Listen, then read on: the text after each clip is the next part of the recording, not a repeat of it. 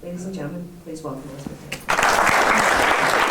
This is the maiden flight of McCaulley's Bellerophon. And the Bellerophon is the name of an aircraft, and McCaulley is the name of the man who created it, just so you'll know. So, being assigned to the head for 8 hours was the worst security shift you could pull at the museum. Even now, 30 years later, Robby had dreams in which he wandered from the early flight gallery to balloons and airships to cosmic soup, where he once again found himself alone in the dark, staring into the bland gaze of the famous scientist as he intoned his endless lecture about the nature of the universe. Remember when we thought nothing could be worse than that? Robby stared wistfully into his empty glass, then signaled the waiter for another bourbon and Coke. Across the table, his old friend Emery sipped a beer. "I like the head," said Emery. He cleared his throat and began to recite in the same pretentious tone the famous scientist had employed. "Trillions and trillions of galaxies, in which our own is but a mote of cosmic dust." It made you think. It made you think about killing yourself, said Robby. Do you want to know how many times I heard that? A trillion? 5,000. The waiter handed Robby a drink, his fourth. 25 times an hour, times 8 hours a day, times 5 days a week, times 5 months. 5,000, that's not so much, especially when you think of all those trillions of galaxies. Only 5 months? I thought you worked there longer. Just that summer. It only seemed like forever. Emery knocked back his beer. "A long time ago, in a gallery far, far away," he intoned, not for the first time. 30 years before, the Museum of American Aviation and Aerospace had just opened. Robby was 19 that summer, a recent dropout from the University of Maryland, living in a group house in Mount Rainier. Employment opportunities were scarce. Making $3.40 an hour as a security aide at the Smithsonian's newest museum seemed preferable to bagging groceries at Giant Food. Every morning he'd punch his time card in the guard's locker room and change into his uniform. Then he'd duck outside to smoke a joint before trudging downstairs for a morning meeting and that day's assignments. Most of the security guards were older than Robby, with backgrounds in the military and an eye on future careers with the DC Police Department or FBI. Still, they tolerated him with mostly good-natured ribbing about his longish hair and bloodshot eyes, all except for Hedge, the security chief. He was an enormous man with a shaved head who sat, knitting, behind a bank of closed-circuit video monitors, observing tourists and guards with an expression of amused contempt. "What are you making?" Robby once asked. Hedge raised his hands to display an intricately patterned baby blanket. "Hey, that's cool. Where'd you learn to knit?" "Prison." Hedge's eyes narrowed. "You stoned again, Opie? That's it. Gallery 7, relieve Jones." Robby's skin went cold and hot with relief when he realized Hedge wasn't going to fire him. 7? Oh, yeah, sure. For how long?" "Forever," said Hedge. "Oh, man, you got the head." Jones clapped his hands gleefully when Robby arrived. "Better watch your ass. The kids are going to throw shit at you," he said, and sauntered off. Two projectors at opposite ends of the dark room beamed twin shafts of silvery light onto a head-shaped styrofoam foam form. Robby could never figure out if they'd filmed the famous scientist just once or if they'd gone to the trouble to shoot him from 2 different angles. This is all pre-CGI, very primitive. However they'd done it, the sight of the disembodied head was surprisingly effective. It looked like a hologram floating amid the hundreds of back-projected twinkly stars that covered the walls and ceiling. The creep factor was intensified by the stilted, slightly puzzled manner in which the head blinked as it droned on, as though the famous scientist had just realized his body was gone and was hoping no one else would notice. Once, when he was really stoned, Robby swore that the head deviated from its script. "What'd it say?" asked Emery. At the time, he was working in the General Aviation Gallery, operating a flight simulator that tourists clambered into for 3-minute rides. "Something about peaches," said Robby. "I couldn't understand. It sort of mumbled." Every morning, Robby stood outside the entrance to Cosmic Soup and watched as tourists streamed through the main entrance and into the Hall of Flight. Overhead, legendary aircraft hung from the ceiling. The 1903 Wright Flyer with its Orville mannequin, a Lilienthal glider, the Bell X-1 in which Chuck Yeager broke the sound barrier. From a huge pit in the center of the hall rose a Minuteman III ICBM, rust-colored stains still visible where a protester had tossed a bucket of pig's blood on it a few months earlier. That's a missile, for those of you who are younger. Directly above the entrance to Robbie's gallery dangled the Spirit of St. Louis. The aides who worked upstairs in the planetarium amused themselves by shooting paper clips onto its wings. Robbie winced at the memory. He gulped what was left of his bourbon and sighed. That was a long time ago. Tempus fugit, baby. Thinking of which, Emery dug into his pocket for a cell phone. Check this out, from Leonard. Robbie rubbed his eyes blearily, then read. And this is, he's reading an email from L. Scopes. Subject, tragic illness. Dear Emery, I just learned that our Maggie Blevins is very ill. I wrote her at Christmas but never heard back. Fuad El Haj says she was diagnosed with advanced breast cancer last fall. Prognosis is not good. She is still in the Fayetteville area and I gather is in a hospice. I want to make a visit though, not sure how that will go over. I have something I want to give her, but I need to talk to you about it. L. Oh, Robbie sighed. Oh God, that's terrible.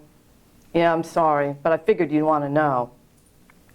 Robbie pinched the bridge of his nose. 4 years earlier, his wife, Anna, had died of breast cancer, leaving him adrift in a grief so profound it was as though he'd been poisoned, as though his veins had been pumped with the same chemicals that had failed to save her. Anna had been an oncology nurse, a fact that at first afforded some meager black humor, but in the end deprived them of even the faintest of false hopes born of denial or faith in alternative therapies. There was no time for any of that. Zach, their son, had just turned 12. Between his own grief and Zach's subsequent acting out, Robbie got so depressed that he started pouring his first bourbon and Coke before the boy left for school. 2 years later, he got fired from his job with the County Parks Commission. He now worked in the shipping department at Smalls, an off-price store in a desolate shopping mall that resembled the ruins of a regional airport. Robbie found it oddly consoling. It reminded him of the museum.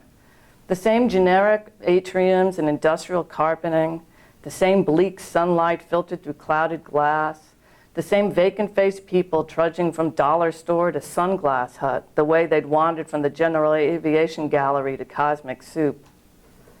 Poor Maggie. Robbie returned the cell phone. I haven't thought of her in years. I'm going to see Leonard. When? Maybe I'll go with you. Now. Emery shoved a $20 bill under his beer bottle and stood. You're coming with me. What? You can't drive. You're snackered. Get popped again, you lose your license. Popped? Who's gotten popped? And I'm not snackered, Robbie thought. Snockered. You pronounced it wrong. Whatever. Emery grabbed Robbie's shoulder and pushed him to the car. Let's go. Emery drove an expensive hybrid that could get from Rockville, Maryland to Utica, New York on a single tank of gas. The vanity plate read Marvo, M-A-R-V-O, and was flanked by bumper stickers with messages like, guns don't kill people, type 2 phasers kill people, and frack off, as well as several slogans that Emery said were in Klingon. Emery was the only person Robbie knew who was somewhat famous. Back in the early 1980s, he'd created a local access cable TV show called Captain Marvo's Secret Space Time, taped in his parents' basement and featuring Emery in an aluminum foil costume behind the console of a cardboard spaceship. Captain Marvo watched videotaped episodes of low-budget 1950s science fiction serials with titles like Payload, Moondust, while bantering with his co-pilot, a homemade puppet made by Leonard named Mung Bean. The show was pretty funny if you were stoned.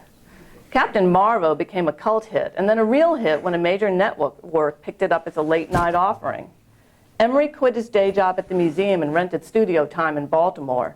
He sold the rights after a few years and was immediately replaced by a flashy actor in Lurex and a glittering robot sidekick. The show limped along for a season and then died. Emery's fans claimed this was because their slacker hero had been sidelined. But maybe it was just that people weren't as stoned as they used to be. These days, the program had a surprising afterlife on YouTube, where Robby's son Zach watched it with his friends. And Emery did a business selling memorabilia through his official Captain Marvo website. It took them nearly an hour to get into DC and find a parking space near the mall, by which time Robby had sobered up enough to wish he'd stayed at the bar. Here. Emery gave him a sugarless breath mint, then plucked at the collar of Robby's shirt, acid green with smalls embroidered in purple. Christ, Robby, you're a mess. He reached into the back seat, retrieved a black T-shirt from his gym bag. Here, put this on. Robby changed into it and stumbled out onto the sidewalk. Only as he approached the museum entrance and caught his reflection in the glass wall did Robby see that his T-shirt was emblazoned with Emery's youthful face and foil helmet above the words, "Oh, Captain, my Captain." You wear your own T-shirt? He asked as he followed Emery through the door. Only at the gym. Nothing else was clean. They waited at the security desk while a guard checked their IDs, called upstairs to Leonard's office, signed them in, and took their pictures before finally issuing each a visitor's pass. You'll have to wait for Leonard to escort you upstairs, the guard said. Not like the old days, huh, Robby? Emery draped an arm around Robby and steered him into the Hall of Flight. Not a lot of retinal scanning on your watch. The museum hadn't changed much. The same aircraft and space capsules gleamed overhead. Tourists clustered around the lucite pyramid that held slivers of moon rock.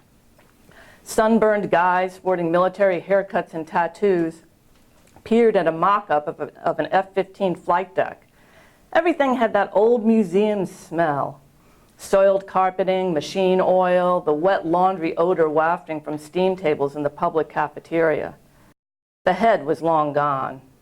Robby wondered if anyone even remembered the famous scientist, dead for many years. The General Aviation Gallery, where Emery and Leonard had operated the flight simulators and first met Maggie Blevins, was now devoted to personal flight, with models of jetpacks worn by alarmingly lifelike mannequins. Leonard designed those. Emery paused to stare at a child-sized figure who seemed to float above a solar-powered skateboard. He could have gone to Hollywood. It's not too late. Robby and Emery turned to see their old colleague behind them. Leonard, said Emery. The two men embraced. Leonard stepped back and tilted his head.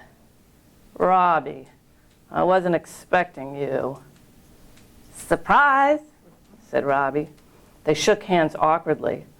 Good to see you, man. Leonard forced a smile. And you. They headed toward the staff elevator. Back in the day, Leonard's hair had been long and luxuriantly blonde.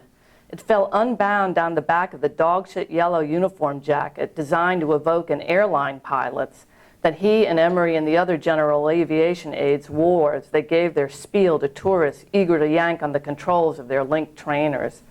With his patrician looks and stern gray eyes, Leonard was the only aide who actually resembled a real pilot. Now he looked like a cross between Obi-Wan Kenobi and Willie Nelson. His hair was white and hung in two braids that reached almost to his waist. Instead of the crappy polyester uniform, he wore a white linen tunic, a necklace of unpolished turquoise and coral, loose black trousers tucked into scuffed cowboy boots, and a skull earring the size of Robby's thumb. On his collar gleamed the cheap knockoff pilot's wings that had once adorned his uniform jacket. Leonard had always taken his duties very seriously, especially after Margaret Blevins arrived as the museum's first curator of proto-flight. Robby's refusal to do the same, even long after he'd left the museum himself, had resulted in considerable friction between them over the intervening years. Robby cleared his throat. So what are you working on these days? He wished he wasn't wearing Emery's idiotic T-shirt. I'll show you, said Leonard. Upstairs, they headed for the old photo lab, now an imaging center filled with banks of computers, digital cameras, scanners. We still process film there, Leonard said. Negatives, old motion picture stock. People still send us things. Any of it interesting? Asked Emery. Leonard shrugged. Sometimes. You never know what you might find. That's part of Maggie's legacy. We're always open to the possibility of discovering something new.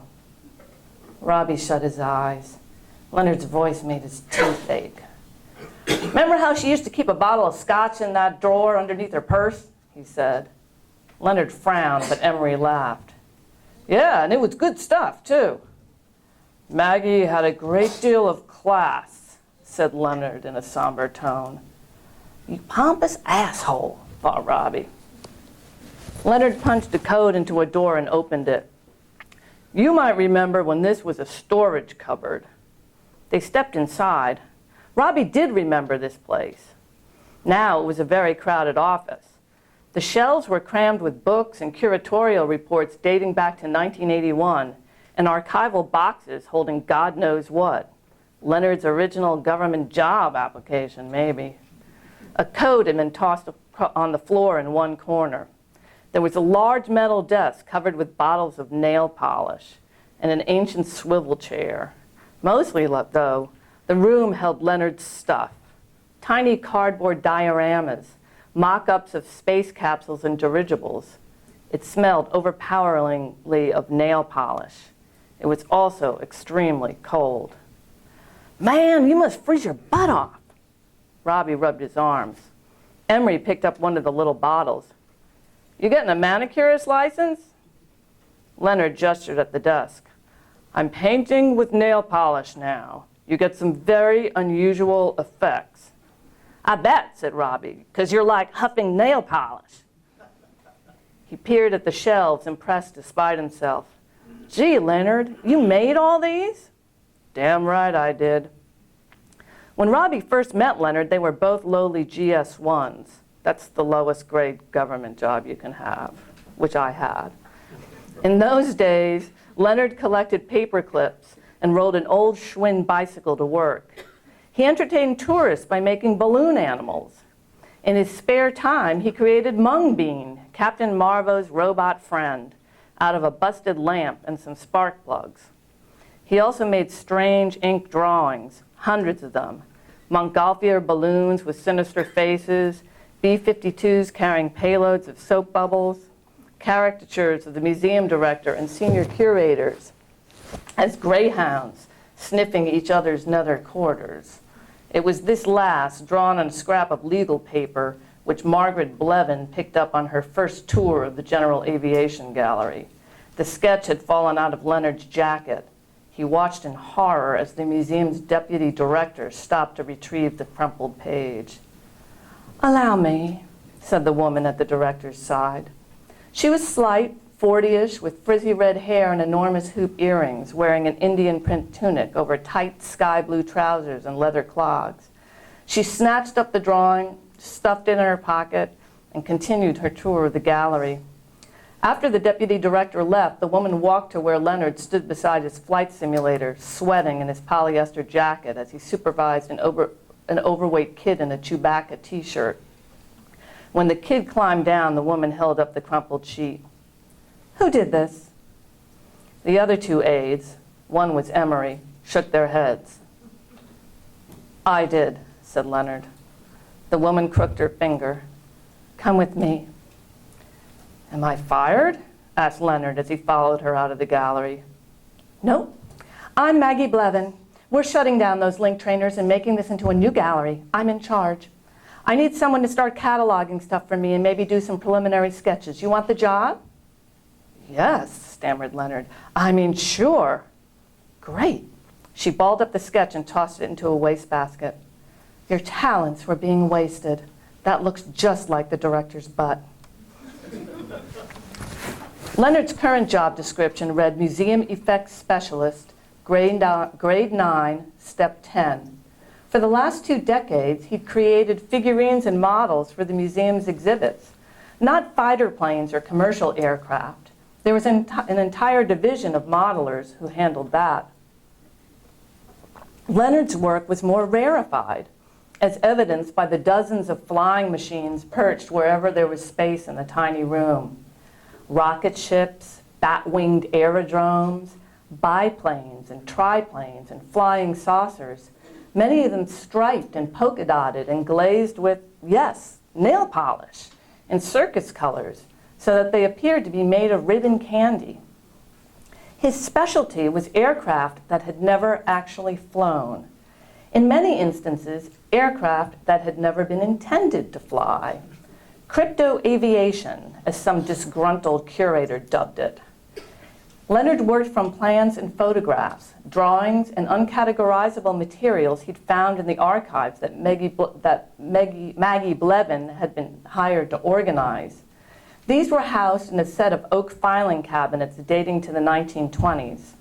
Officially, the archive was known as the Pre-Langley Collection, but everyone in the museum, including Maggie Blevins, called it the Nut Files. After Leonard's fateful promotion, Robby and Emery would sometimes punch out for the day, go upstairs and stroll to his corner of the library. You could do that then, wander around workrooms and storage areas, the library and archives, without having to check in or get a special pass or security clearance. Robby just went along for the ride, but Emery was fascinated by the things Leonard found in the Nut Files. Grainy black and white photos of purported UFOs, typescripts of encounters with deceased Russian cosmonauts in the Nevada desert, an account of a Raelian wedding ceremony attended by a glowing crimson orb. There was also a large carton donated by the widow of a legendary rocket scientist, which turned out to be filled with 1950s foot fetish pornography, and 16-millimeter film footage of several pioneers of flight doing something unseemly with a spotted pig. "Whatever happened to that pig movie?" asked Robby as he admired a biplane with violet-striped ailerons. "It's been deaccessioned," said Leonard. He cleared the swivel chair and motioned for Emery to sit, then perched on the edge of his desk. Robby looked in vain for another chair and finally settled on the floor beside a wastebasket filled with empty nail polish bottles. "So I have a plan," announced Leonard. He stared fixedly at Emery as though they were alone in the room. "To help Maggie. Do you remember the Bellerophon?" Emery frowned. "Vaguely. That old film loop of a plane crash?" "Presumed crash. They never found any wreckage. Everyone just assumed it crashed. But yes, that was the Bellerophon. It was the clip that played in our gallery, Maggie's gallery." "Right, the movie that burned up," broke in Robby. "Yeah, I remember. The film got caught in a sprocket or something. Smoke detectors went off and they evacuated the whole museum. They got all on Maggie's case about it. They thought she installed it wrong." "She didn't," Leonard said angrily. "One of the tech guys screwed up the installation. He told me a few years ago. He didn't vent it properly. The projector bulb overheated and the film caught on fire. He said he always felt bad she got fired." "But they didn't fire her for that." Robby gave Leonard a sideways look. "It was the UFO." Emery cut him off. "They were gunning for her. Come on, Rob. Everyone knew. All those old military guys running the place, they couldn't stand a woman getting in their way. Not if she wasn't Air Force or something. Took them a few years, that's all. I even got a letter writing campaign going on the show. Didn't help." "Nothing would have helped," Leonard sighed. "She was a visionary. She is a visionary," he added hastily, "which is why I want to do this." He hopped from the desk, rooted around in a corner, and pulled out a large cardboard box. "Move," he ordered. Robby scrambled to his feet. Leonard began to remove things from the carton and set them carefully on his desk. They watched as he arranged piles of paper, curling 8x10s, faded blueprints, and an old 35-millimeter film viewer, along with several large manila envelopes closed with red string. Finally, he knelt inside the box and very gingerly reached inside. "I think the Lindbergh baby's in there," whispered Emery. Leonard stood, cradling something in his hands, turned and placed it in the middle of the desk. "Holy cow," Emery whistled. "Leonard, you've outdone yourself."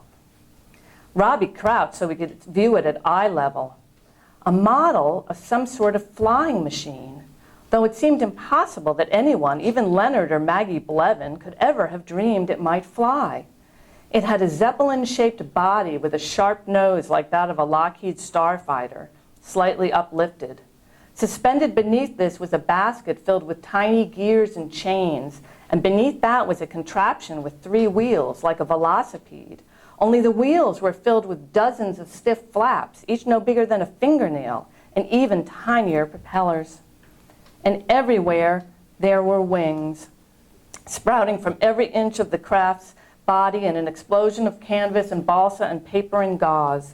Bird-shaped wings, bat-shaped wings, square wings like those of a box kite, elevators and hollow cones of wire, long tubes that when Robby peered inside them were filled with baffles and flaps. Ailerons and struts ran between them to form a dizzying grid held together with fine gold thread and monofilament and what looked like human hair. Every bit of it was painted in brilliant shades of violet and emerald, scarlet and fuchsia and gold, and here and there shining objects were set into the glossy surface. Minute shards of mirror or colored glass, a beetle carapace, flecks of mica. Above it all, springing from the fuselage like the cap of an immense toadstool, was a feathery parasol made of curved bamboo and multicolored silk. It was like gazing at the Wright Flyer through a kaleidoscope. And I'll stop there. So, yes?